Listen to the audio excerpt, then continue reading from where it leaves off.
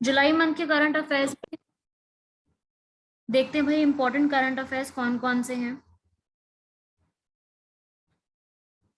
सबसे पहला current affair exam के लिए इंपॉर्टेंट वो है इंडिया का खुद बना हुआ एक इंडिजिनस ड्रोन डिफेंस सिस्टम। ये काफी ज्यादा न्यूज में है, तो there is a high probability कि इस पे कोई क्वेश्चन पुट अप किया जा सकता है। तो आपका एक डिफेंस सिस्टम है इंद्रजाल, ये काफी ज्यादा। मैम हाँ जी, ma'am Bipin Rawat field marshal थे। बिपिन रावत फील्ड मार्शल, क्या कहना चाहते हो? No ma'am, no ma'am, field marshal मतलब फील्ड मार्शल एक पोस्ट वाज होती है नॉट ए तो फील्ड मार्शल। नहीं, जो पढ़ रहे हैं अभी उसके मैम, ऊपर पहले कुछ ध्यान दो। ओके। हाँ भाई, आगे देखेंगे इसमें। यहाँ पर पहला कॉन्सेप्ट फटाफट नोट करेंगे सब लोग, इंद्रजाल। इंद्रजाल क्या चीज है, ये इसको नोट करेंगे। ये इंडिया का ऐसा क्वेश्चन एग्जाम में बन सकता है, India's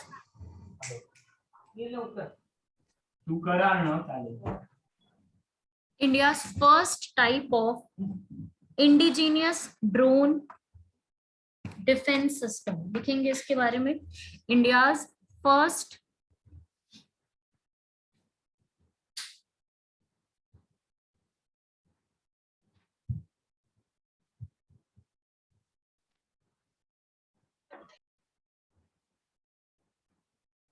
drone defence system.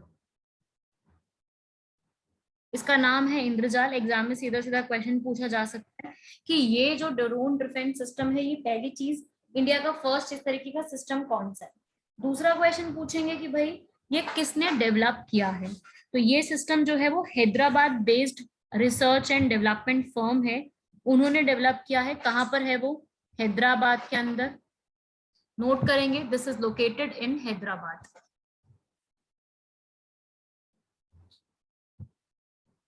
Note करेंगे, this is located in Hyderabad. ऐसी जगह है जिसने ये चीज करी है।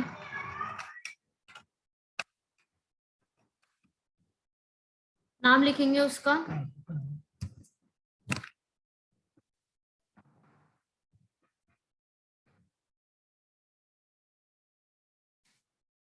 Green robotics.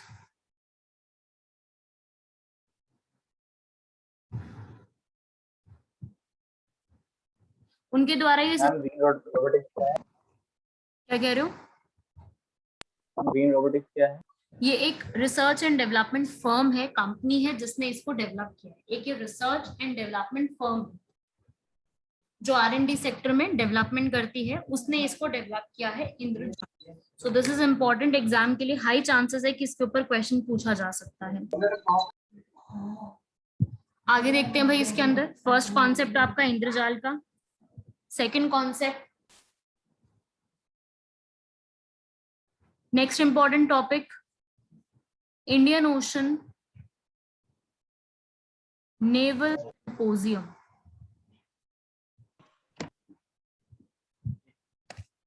Indian Ocean naval symposium,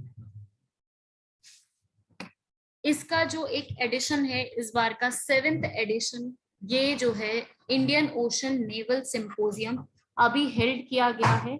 exam में क्वेश्चन आएगा कि इंडियन ओशन जो है पूरा, इसका एक सिंपोजियम मतलब हो गया कि सब लोग इकट्ठा यहाँ पर हुए हैं, जो कि जितने भी मैरीटाइम रिलेटेड इश्यूज होते हैं, मैरीटाइम समझते हैं ना सब लोग, जो एरिया आपका मरीन एरिया है, उनसे रिलेटेड जो इश्यूज होते हैं उनको सॉल्व करने के लिए ये Indian Ocean naval symposium organise किया गया है। तो कहाँ पे ऑर्गेनाइज किया है? ये ऑर्गेनाइज किया गया है रीयूनियन आइलैंड पे। इस बार जुलाई 2021 में रीयूनियन आइलैंड में इसको ऑर्गेनाइज किया गया है। और किसने ऑर्गेनाइज किया है? It was organised by French navy. इस टाइप के क्वेश्चन एग्जाम में बहुत ज्यादा पूछे जाते हैं। और इंडियन ओशन नेवल सिंपोजियम का सीधा एक यही मीनिंग है, इसमें इंडिया भी पार्टिसिपेंट है। इंडियन ओशन का जो पूरा रीजन है, उसके रीजन को कैसे बेटर बना सकते हैं, उसकी सिक्योरिटी को हम कैसे इंप्रूव कर सकते हैं, बाकी सबके साथ फ्रेंडली रिलेशंस कैसे बना सकते हैं, उन सब चीजों से जुड़े हुए इश्यूज को इसके अंदर जो है वो डिस्कस किया जाता है। तो वही सारी चीजें आपकी इसके अंदर आएंगी जो एग्जाम के लिए इम्पोर्टेंट है। मैम हाँ, बोलो। ये सिंपोजियम रियूनियन आइलैंड के पास किया गया था। हाँ, रीयूनियन आइलैंड जो बना हुआ है वहां पर इस सिंपोजियम को ऑर्गेनाइज किया गया था। रीयूनियन आइलैंड जो है ये फ्रांस का आइलैंड है, खुद का आइलैंड है, तो वहां पर ऑर्गेनाइज को किया गया था। मैम कितनी कंट्रीज ने पार्टिसिपेट किया था? 24 कंट्रीज। रीयूनियन आइलैंड जो आपका मैडागास्कर का रीजन है उसी के पास पड़ता है, तो वहीं पर ऑर्गेनाइज किया गया था।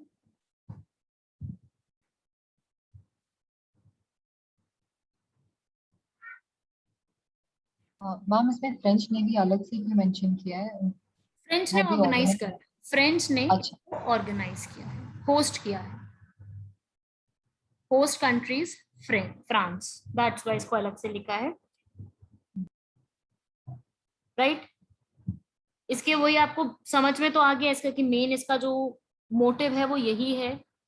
वो हम लोग क्या चाहते हैं इसके अंदर, ये जो पूरा मतलब जो इंडो पैसिफिक रीजन है उसको, पूरे रीजन को क्या कर दिया जाए, बेटर बनाया जाए, आपस में सारी स्टेट्स के रिलेशंस और अच्छे हो जाएं, सिक्योरिटी वाइज और बेटर इंप्रूवमेंट हो, कंसोलिडेशन हो, उसी के मोटिव से इसको ऑर्गेनाइज किया जाता है। ठीक है भाई, तो एग्जाम में आ सकता है रिसेंटली इसको कहाँ पे ऑर्गेनाइज किया गया है, ये पूछा जा सकता है। ऐसे क्वेश्चंस काफी बार पूछे जा चुके हैं, तो ये एग्जाम में पूछा जा सकता है। नेक्स्ट आते हैं भाई, इसके बाद अगला करंट अफेयर्स। हमारे इंडिया के रिसर्चर्स ने, ऐसे नेम्स के ऊपर बहुत वन लाइनर क्वेश्चंस आते हैं, इंडिया के रिसर्चर्स ने खुद एक जो है ऑक्सीजन कंसंट्रेटर डिजाइन किया है। तो there can be a question कि इंडिया का खुद का जो ऑक्सीजन कंसंट्रेटर डिजाइन किया गया है, उस ऑक्सीजन कंसंट्रेटर का नाम क्या है। ये ऑक्सीजन कंसंट्रेटर रूरल एरियाज में हेल्प पहुंचाने के बहुत काम आएगा, और उसकी नीड हमें अब पता लगी है, यू ऑल नो, कोविड के चलते। तो यही इस पे क्वेश्चन बन सकता है, जो ये ऑक्सीजन कंसंट्रेटर है, ये ऑक्सीजन कंसंट्रेटर का नाम क्या है, इसका यूज क्या है, ये क्वेश्चन इस पे पूछे जा सकते हैं। So we have to remember कि कहाँ पर इसको जो है वो बनाया गया है। तो ये जो ऑक्सीजन कंसंट्रेटर है, पहले उसका नाम लिखेंगे सब लोग। ऑक्सीजन कंसंट्रेटर का नाम है ऑक्सीजनी। ऑक्सीजनी बनाया किसने है इसको? इसको बनाया है Jawaharlal Nehru centre for advance scientific research.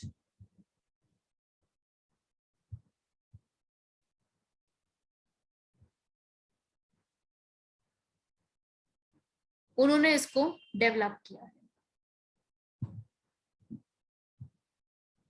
Right. पहली चीज तो ये पूछी जा सकती है किसने डेवलप किया और उसका नाम क्या है। पहला क्वेश्चन यही कि इसका नाम क्या है, कि जो बनाया गया इसका नाम क्या है। और बेसिकली इसकी जो इसका ऑब्जेक्टिव है वो रूरल एरियाज के अंदर फुलफिल करने के लिए है। अगर रूरल एरियाज की कभी अगर इमरजेंसी पड़ जाती है, वहां पे जाने की जरूरत पड़ती है, तो इस ऑक्सीजन कंसंट्रेटर को यूज किया जा सकता है for the rural areas. Exam में आपसे नाम पूछा जा सकता है, काफी हाई प्रोबेबिलिटी है नाम के पूछे जाने की। ऐसे नेम्स वगैरह इट्स वेरी इंपॉर्टेंट, एग्जाम में पूछे जाते हैं। नेम्स एंड ऑल पे क्वेश्चन जो है वो पुट अप किए जाते हैं।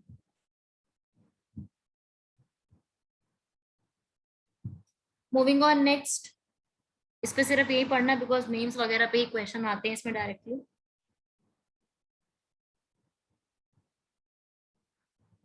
नेक्स्ट लिखेंगे भाई, एक अवार्ड है नेशनल अवार्ड दिया गया है। अवार्ड का नाम है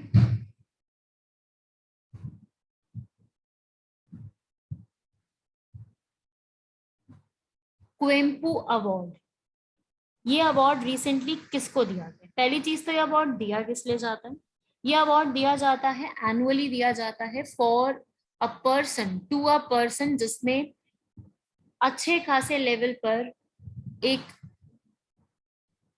लैंग्वेज के लिए कंट्रीब्यूट किया है। जो हमारी ऑफिशियल लैंग्वेजेस है under the constitution of India, वो सारी लैंग्वेजेस मैंने आपको बताई हुई है under the constitution of India. हमारी कौन कौन सी लैंग्वेजेस हैं, तो उन लैंग्वेजेस में जिन लोगों ने कंट्रीब्यूट किया है, तो उन लैंग्वेजेस के लिए इस अवार्ड को दिया जाता है जिसका नाम है Kuvempu award.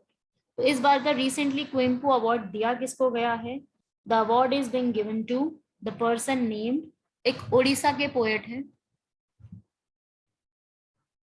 Name is doctor Rajendra Kishore.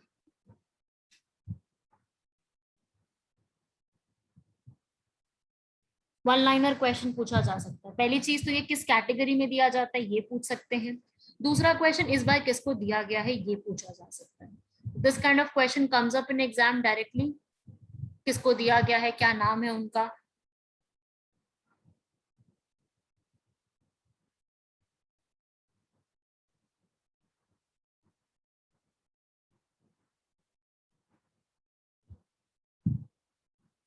Ma'am ये नेशनल लेवल अवार्ड है?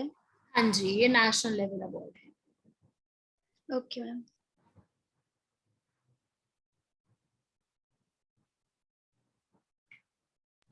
एक्सक्यूज मी मैम, हाँ जी, मैम पहले की करंट अफेयर हो चुकी है क्या? कौन से करंट अफेयर? जैन का, फैब का? हाँ, ये जुलाई में तो मैम वो वीडियो मिल जाएगी? अभी हम उसके बारे में बाद में बात करते हैं। पहले अब जो हम पढ़ रहे हैं उसको कंप्लीट कर लेते हैं, और जो रह गया है कितना क्या कैसा है वो हम बाद में एंड में भी डिस्कस कर सकते हैं। अभी हम यही डिस्कस करते हैं, ठीक है? आगे देखेंगे भाई, इसके अंदर अगला करंट अफेयर लिखेंगे, नेक्स्ट पॉइंट बना के लिखेंगे इसके अंदर। अब भाई आगे बढ़ते हैं।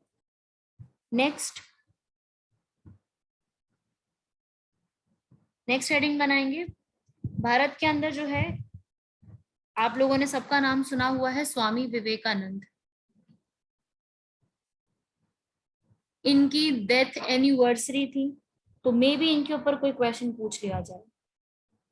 तो जब भी आप, ये मैं इसलिए सिर्फ बता रही हूँ कि जब भी आप इनके बारे में पढ़ो, या जब भी मॉडर्न हिस्ट्री पढ़ते हुए इनका सोशल रिफॉर्मर्स में इनका नाम आता है, इनका रियल नेम क्या था, इनके द्वारा बुक्स कौन सी लिखी गई है, और इनकी फिलॉसफी क्या थी, इन्होंने कौन सा मठ स्टार्ट किया, इन पे क्वेश्चन आने के चांसेस ज्यादा है इस बार, बिकॉज ऑफ ये जो पर्सन है स्वामी विवेकानंद, इनकी रिसेंटली डेथ एनिवर्सरी थी। तो maybe there can be a question इस टॉपिक से, ठीक है? स्वामी विवेकानंद के टॉपिक से कोई ना कोई क्वेश्चन जो है वो पुटअप किया जा सकता है, ठीक है?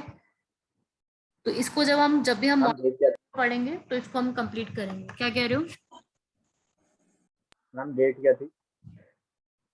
4th of 12 July July ma'am, 4 July. 4th of July was the date.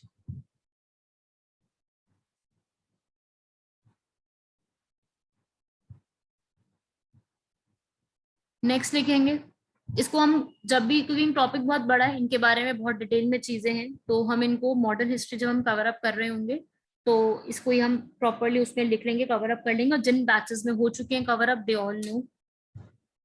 Then इसके बाद हमारा मिनिस्ट्री ऑफ एजुकेशन ने एक इनिशिएटिव लॉन्च किया है जिसका नाम है निपुण mission.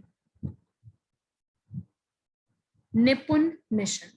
Now there is a full form of निपुण, तो एग्जाम में या तो फुल फॉर्म पूछी जा सकती है, किसने लॉन्च किया है, या निपुण मिशन से पूछ लेंगे कि किससे डील करता है, कौन से कॉन्सेप्ट से, कौन से फील्ड से, कौन से सेक्टर से डील करता है। सो निपुण की पहले तो फुल फॉर्म लिखेंगे सब लोग, national initiative for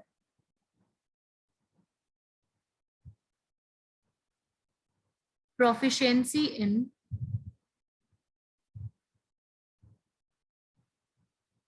reading with understanding.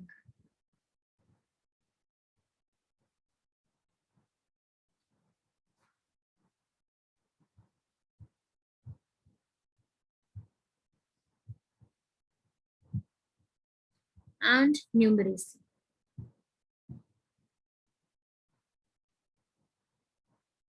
तो आप नाम से समझ गए हैं कि बेसिकली इनका मोटिव क्या है कि हर एक स्टूडेंट जो है वो रीडिंग और अंडरस्टैंडिंग और numeracy in numbers in system में प्रोफिशिएंट हो जाए। रीडिंग, राइटिंग और न्यूमरेसी हर एक चिल्ड्रन जो है वो अचीव कर पाए इन सब चीजों को। तो ये एक मिशन है निपुण भारत, जिसमें मिनिस्ट्री ऑफ एजुकेशन चाहता है या फिर वो उसके लिए बना रहा है ऐसा प्रोग्राम कि वो सारी चीजें न्यूमरेसी और अंडरस्टैंडिंग, रीडिंग, इन सब चीजों में जो है वो डील कर पाए। तो जो ये एक मिशन है, इस पे आपका एग्जाम में क्वेश्चन ज्यादा से ज्यादा एक तो इसकी फुल फॉर्म पे आ सकता है, किसने लॉन्च किया और ये किससे डील करता है, इन चीजों पे क्वेश्चन पूछा जा सकता है। एग्जाम के लिए ये इंपॉर्टेंट है, सीधा सीधा पूछा जाएगा। नेक्स्ट बढ़ते हैं। इसके बाद क्वेश्चन आएगा, Project BOLD is related to. Current affairs में ऐसे ही क्वेश्चंस आते हैं, सीधा बोलेंगे, नाम दे देंगे आपको and you have to identify कि ये जो सेम जो नाम लिखा है ये किससे रिलेट करता है, कौन से किस चीज से रिलेट करता है, इसका पीछे मोटिव क्या है। तो प्रोजेक्ट बोल्ड, पहले तो बोल्ड की फुल फॉर्म भी है कुछ। बोल्ड की फुल फॉर्म है Bamboo Oasis on land in drought.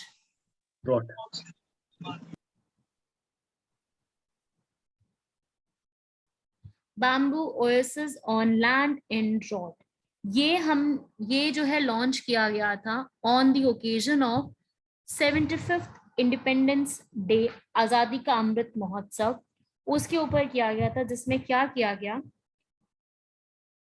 हमारे इंडिया में ही अलग अलग जगह पर, not only in one place, बहुत सारे जगह पर 5000 सैपलिंग्स लगाए गए थे ऑफ बैम्बू। 5000 सैपलिंग्स लगाए गए थे। क्योंकि लगाए कहाँ से गए हैं, बेसिकली आसाम से बहुत सारे बैम्बू की स्पीशीज लेकर के आई गई, कहां पर, जहां सूखा है। I'm 75th इंडिपेंडेंस डे क्या? हाँ जी, हाँ जी। तो आसाम से बहुत सारे सैपलिंग्स को, बैम्बू के सैपलिंग्स को उठा करके कहां पे लेकर के आया गया, ये लेकर के आया गया राजस्थान में। राजस्थान, अहमदाबाद, मतलब उन जगह पर जहाँ पे सूखा है, जहाँ पे ड्रॉट की सिचुएशन है, जहाँ पे डेजर्ट लैंड है। तो वहां पर डेजर्ट एरियाज के अंदर उसको ग्रो करने के लिए जो है ये चीज की गई थी। करने वाली कौन थी, केवीआईसी। केवीआईसी क्या है भाई, khadi and village industries commission. Commission ma'am, yes ma'am. Khadi and village industries commission, इसने ये काम स्टार्ट किया है, khadi and village industries commission ने, जिसके अंदर क्या, इसने केवीआईसी ने वर्ल्ड रिकॉर्ड सेट कर लिया है एक ही दिन में इतने सारे नंबर ऑफ प्लांट्स को सेटअप करने का, वर्ल्ड रिकॉर्ड। तो ये काम यहाँ पे किया गया जहाँ पे एरिड रीजन्स हैं। एरिड रीजन आप लोगों को बता रखा है, जितने भी एरिड रीजन है उन एरियाज के अंदर ये सारा काम जो है वो किया जा रहा है, जहाँ पे काफी कमी है इन चीजों की, उन जगह पे ग्रो अप करने के लिए। तो एग्जाम में पूछा जाएगा Project BOLD is related to, या प्रोजेक्ट बोल्ड किसने स्टार्ट किया है, कहाँ पे स्टार्ट किया गया है, किससे रिलेट करता है, टॉपिक क्या है, इन सब चीजों से रिलेटेड पूछा जा रहा है क्वेश्चन। ठीक है, तो ये इंपॉर्टेंट है क्योंकि ये इंडिया ने काफी बड़ा लेवल पे ये चीज काम की है, तो एग्जाम में आ सकता है इस पे क्वेश्चन। हाँ जी, कहिए। मैम, उन्होंने वो बैम्बू कहाँ ले गए थे? Bamboo from the Assam, they have been plant किया गया है उनको, जो भी एरिड रीजन है या सेमी एरिड रीजन है, लाइक राजस्थान, गुजरात, अहमदाबाद, उन रीजन में प्लांट किया गया है उनको। Right, Okay, ma'am. इंपॉर्टेंट है, मतलब ऐसा चांस है कि इस पे क्वेश्चन पूछा जा सकता है, क्योंकि ये अच्छा एक अचीवमेंट है एंड इंडिया ने वर्ल्ड रिकॉर्ड भी सेट किया है इसके ऊपर, सो इस पे चांसेस है कि क्वेश्चन पूछा जा सकता है। मैम केवीआईसी की फुल फॉर्म क्या है?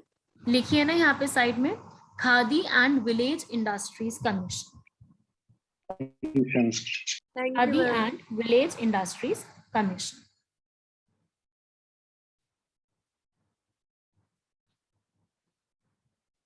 चलिए आगे बढ़ते हैं।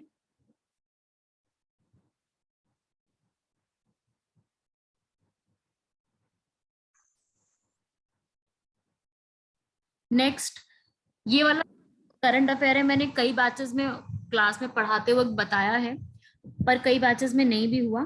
तो एक चीज आपको याद रखनी है कि जो आपकी प्रेजेंट गवर्नमेंट है, बीजेपी की गवर्नमेंट, उन्होंने जो है एक न्यू मिनिस्ट्री सेटअप करी है जिसका नाम है मिनिस्ट्री ऑफ कोऑपरेशन। ये कई बैचेस में मैंने बताया था क्लास के अंदर, बट कहीं में रह गया तो आप लोग लिख लीजिए। Ministry of cooperation has been created by the present government, whose head will be the Ministry of Home Affairs, जो मिनिस्टर हैं, that Amit Shah ji ma'am. Amit Shah will be Amit Shah. head। Ministry of cooperation का क्या मीनिंग है? कोऑपरेटिव को बढ़ाने के लिए, बेसिकली इनका एक विजन है इस ministry, promote cooperative societies ma'am. Yes, to promote cooperative movement, exactly. इनका विजन है सहकार से समृद्धि, सहकार से समृद्धि विजन को प्रमोट करने के लिए जो है इन्होंने ये एक इनिशिएटिव यहाँ पे ऑर्गेनाइज किया है।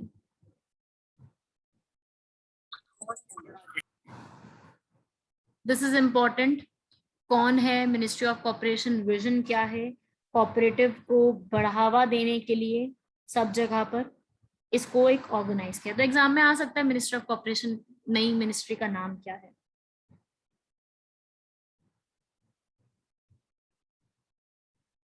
क्योंकि अभी तो इसने और ज्यादा काम नहीं किया है, सीधा सीधा अभी यही काम हुआ है, तो इसके बारे में आपको पता होना चाहिए।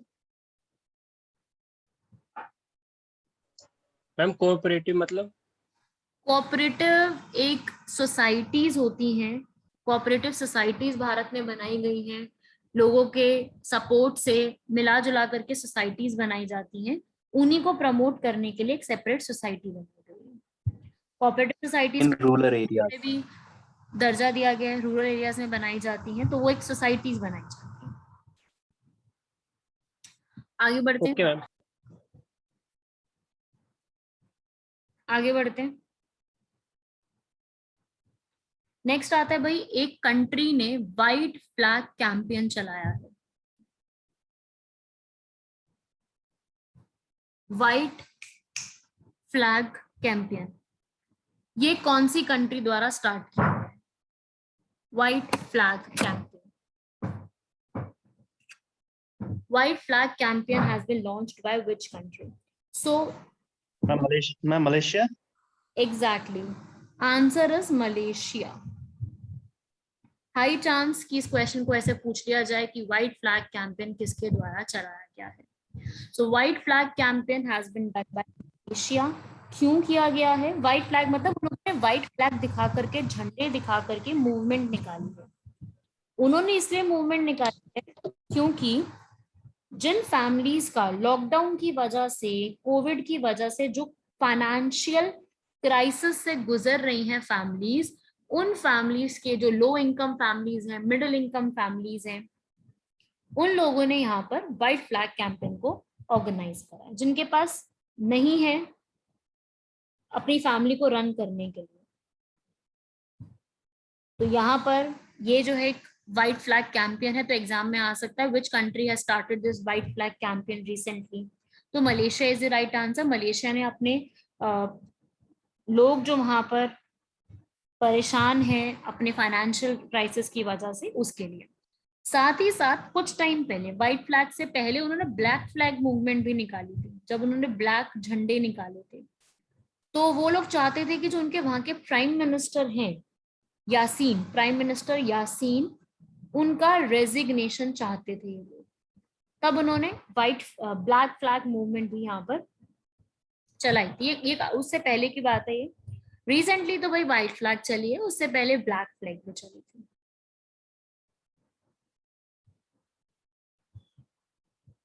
राइट, इसको लिख लीजिएगा, इंपॉर्टेंट इंफॉर्मेशन है, एग्जाम में सीधा सीधा क्वेश्चन आता है इससे। मैम व्हाइट फ्लैग किस रीजन से निकाला गया है? White flag is for the families, they are facing financial crunch, financial crisis due to COVID-19, so they want some support from the government. Government से सपोर्ट चाहते हैं, गवर्नमेंट से चाहते हैं कि ज्यादा से ज्यादा सपोर्ट मिल सके, और गवर्नमेंट सपोर्ट नहीं कर रही है, इस चीज के चलते उन्होंने यहाँ पर जो है वो ये मूवमेंट चलाई है, white flag, because they are facing financial issues.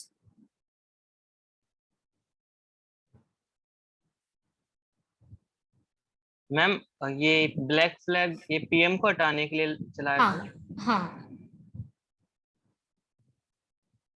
हाँ भाई, अगला बढ़ते हैं आगे। अब देखो भाई, एक क्वेश्चन कोविड के ऊपर भी आएगा, आता ही है। अब जब जितने भी अब तक एग्जाम हुए रिसेंटली, उसमें एक आधा क्वेश्चन कोविड के ऊपर जरूर पूछा गया। So there is a high chance कि कोविड के ऊपर कोई ना कोई क्वेश्चन पुटअप किया जाएगा, ठीक है। तो इस पे क्वेश्चन जो मुझे ऐसा लगता है कि पूछा जा सकता है कि अभी जैसे सीएपीएफ का एग्जाम हुआ था, यूपीएससी सीएपीएफ का, उसमें आपको 4 जो वेरिएंट्स हैं कोविड के, अल्फा, बीटा, गामा, डेल्टा, चारों वेरिएंट्स के नाम पूछे थे, एंड दे आस्क्ड कि ये चारों वेरिएंट्स के ओरिजिनेशन पॉइंट कौन सा है, मतलब कौन सी कंट्री से ये निकले हैं। ऐसे ही डेल्टा के बाद एक न्यू वेरिएंट आया है, एक न्यू जो है वो वेरिएंट देखा गया है, कौन सा, क्या नाम है उसका,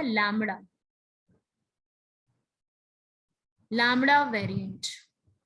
तो ऐसा चांस है कि एग्जाम में ये पूछ लिया जाए कि लैम्बडा वेरिएंट जो है ये कौन सी कंट्री में फर्स्ट आइडेंटिफाई किया गया था, which was the first. Maharashtra. बोलो। Ma'am India. इंडिया नहीं, इंडिया में डेल्टा था। अफ्रीका। अफ्रीका भी नहीं, साउथ अमेरिका की कंट्री है Peru. Ma'am Peru. Yes, Peru, the country of South America. There is a high chance कि ऐसा क्वेश्चन पूछा जाए, क्योंकि रिसेंटली भी पूछा है यूपीएससी ने इन वेरिएंट्स के ऊपर, और उनका आगे ये पूछा गया कि इनका ओरिजिनेशन पॉइंट कहाँ का है। तो lambda variant is from the south American country, first इसको आइडेंटिफाई किया गया था पेरू के अंदर, एंड इसका जो पुराना नाम था वो, मतलब साइंटिफिकली नेम, इस लैम्बडा वेरिएंट का साइंटिफिक नेम है C37। तो अब उसको लैम्बडा वेरिएंट के नाम से जाना जाता है, ठीक है। तो काफी ज्यादा और कंट्रीज में भी फैल रहा है, देयर इज अ चांस कि आगे भी फैलेगा। जो हम ये चीज देखते आ रहे हैं कि अल्फा, बीटा, गामा, डेल्टा, बहुत सारे वेरिएंट्स है, तो ऐसे ही आपका एक न्यू वेरिएंट है, इस पे क्वेश्चन आने का पूरा चांस है। मैम जो बाकी के वेरिएंट्स थे उसके बारे में भी एक बार बता देंगे, ओरिजिन कंट्री। ओके, सबसे पहले तो है आपका,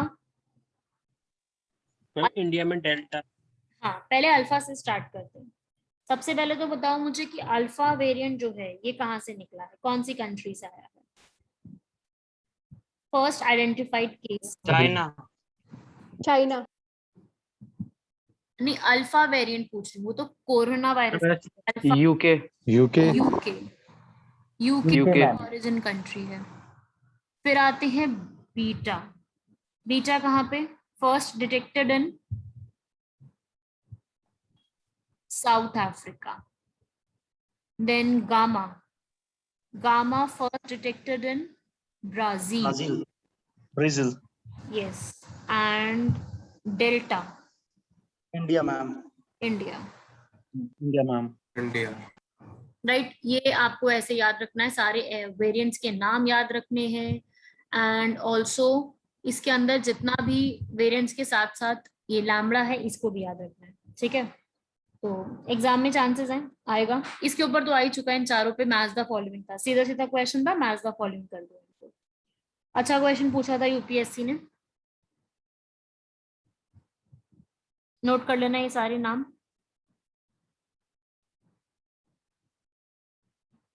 आगे बढ़ते हैं अगले करंट अफेयर की तरफ। मैम जो इनकी वैक्सीनेशन होती है वो भी अलग अलग होगी क्या, अलग वेरिएंट? नहीं नहीं, सेम ही वैक्सीनेशन है, जो अभी आपकी अभी वैक्सीनेशन अभी सिस्टम है, सेम वैक्सीनेशन सिस्टम है। यस मैम, अभी तो हम स्प्रिंकलिंग चल रही है और कोवैक्सीन। हाँ, जो अभी चल रही है वैक्सीन, जो भारत में 3 आइडेंटिफाइड है, स्पुतनिक, कोवैक्सीन, कोविशील्ड, वही है। मैम अभी जो 12 ईयर एज के अबव है उनके लिए भी तो एक वैक्सीन निकाली है। जो वो जब लगनी स्टार्ट हो जाएगी तभी उसका फाइनल होगा, ट्रायल बेसिस पे है, जब फाइनलाइज हो जाएगा तो अभी पता लगेगा उसका। आगे लिखेंगे भाई। मैम इसमें और भी 2 वेरिएंट थे मैम, जैसे कप्पा था जो इंडिया में, एक और वेरिएंट था। मेन आपको यही पढ़ने हैं जो WHO ने आइडेंटिफाई की, जो WHO द्वारा आइडेंटिफाइड है वही आपको नाम पढ़े। WHO की जो रिपोर्ट आती है उसमें ये 5 वेरिएंट्स को डिस्कवर करके इनको फाइनलाइज किया गया था, तो वही पढ़नी है। आगे लिखेंगे भाई इसके बाद। नेक्स्ट एक फेस्टिवल है जो कि रिसेंटली न्यूज में काफी ज्यादा था। फेस्टिवल का नाम है Bonalu festival.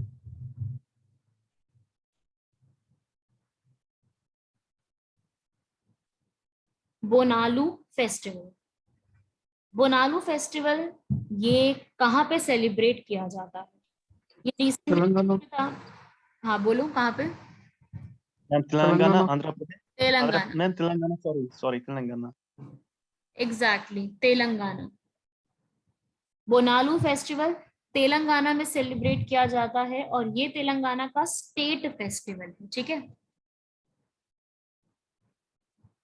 State festival of Telangana, मतलब तेलंगाना आंध्र प्रदेश दोनों में, क्योंकि पहले एक ही पार्ट हुआ करते थे।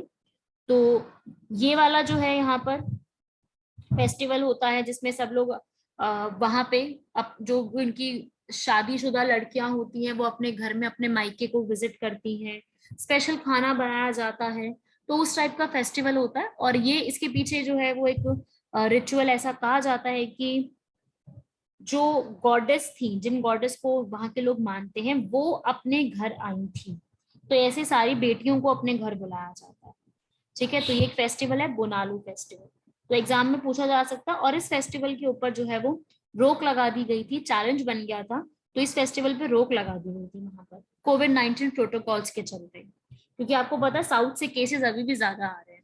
बाकी नॉर्थ साइड के केसेस अभी कम हो चुके हैं, बट साउथ जो जितने भी केसेस आ रहे हैं प्रेजेंटली कोविड के, वो साउथ से ही आ रहे हैं। तो साउथ में इस चीज का थोड़ा सा इशू था, तो ये फेस्टिवल न्यूज में था, तो इसके बारे में आपको बस ये याद रखना है कि फेस्टिवल बेसिकली कहाँ पे, इसके बारे में डिटेल नहीं पूछेगा कोई, लेकिन कहाँ सेलिब्रेट किया जाता है ये जरूर पूछा जा सकता है, ये सीधा सीधा पूछ सकते हैं। Ma'am, could you explain in English? English में चैतन्य, this festival, Bonalu festival, is being celebrated in Telangana, which is a state festival of Telangana. But recently what happened, due to the COVID-19 protocols or due to the restrictions over the COVID-19, the officials of that state were having problem in handling this festival. So there was some restrictions over this festival, and this festival was in news due to the COVID-19 protocols. So just have to remember this festival is celebrated in this particular state. Thank you, ma'am. Okay, moving on next. Next current affairs.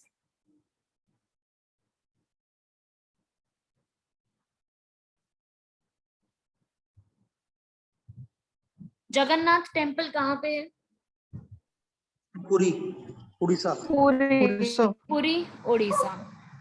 Recently ये यात्रा को जो है start कर दिया गया है, जगन्नाथ रथ यात्रा जो होती है जगन्नाथ पुरी उड़ीसा के अंदर जो है, तो प्राइम मिनिस्टर जो है उनका इसके ऊपर जो है वो ही greeted the people to on the occasion of this Jagannath Rath यात्रा।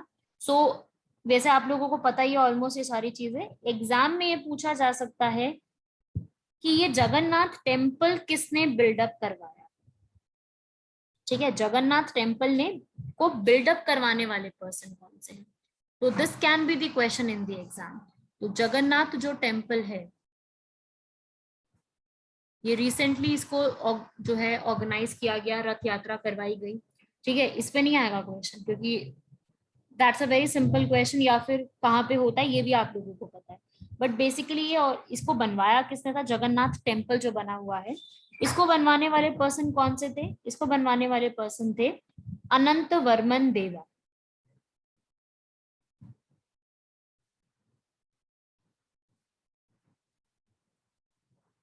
ये पर्सन थे जिन्होंने इसको बनवाया था।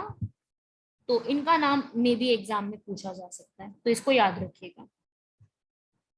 नाम ये अभी अभी बना? क्या कह रहे हो?